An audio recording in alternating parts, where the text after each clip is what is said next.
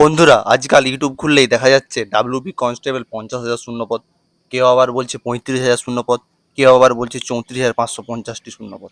কিন্তু প্রশ্ন হলো, অফিসিয়াল নোটিশ কোথায়? মানুষের চাকরির স্বপ্ন নিয়ে এভাবে ভিউজ আর সাবস্ক্রাইবার বাড়ানো খেলা ছাড়া আর কিছুই নয়। কিছু চ্যানেল আর কিছু কোচিং সেন্টার থাম্বনেল আর ইনফরমেশন তৈরি করেছে। সত্যিটা হলো, ওয়েস্ট বেঙ্গলে কনস্টেবলের এখনো কোনো নোটিশ বা ভ্যাকেন্সি আছে সেটাকে নিয়ে মানুষকে বিভ্রান্ত করছে। ওয়েস্ট বেঙ্গলে এর আগে কোনোদিনও 50,000 ভ্যাকেন্সি বের হয়নি, বা এত বড় রিক্রুটমেন্ট বের হয়নি। হয়েছে 10,000, 11,000, 8,000 এরকম হবে, তবে 20,000 পর্যন্ত হয়তো হতে পারে। আমি বুঝতে পারছি না বা অবাক হচ্ছি, এরা গোপন সূত্রে কোথা থেকে খবর পায়। আরেকটা কথা, যে রিকোয়ারমেন্টগুলি পেন্ডিং রয়েছে বা প্যানেলগুলি পেন্ডিং রয়েছে সেটা কমপ্লিট করাটা খুব গুরুত্বপূর্ণ।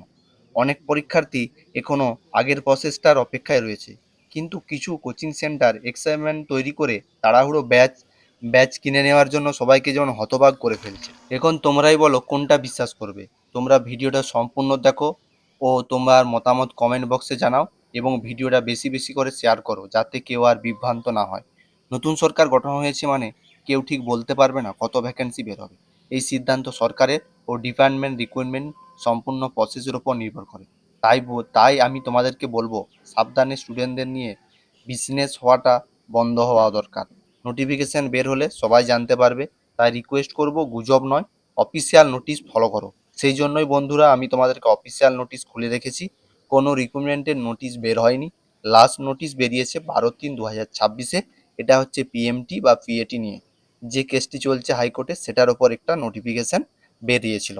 থাম্বনেল নয়, সত্যি তথ্য দেখুন। নিজের প্রিপারেশনটাকে দৃঢ় বা মজবুত করুন।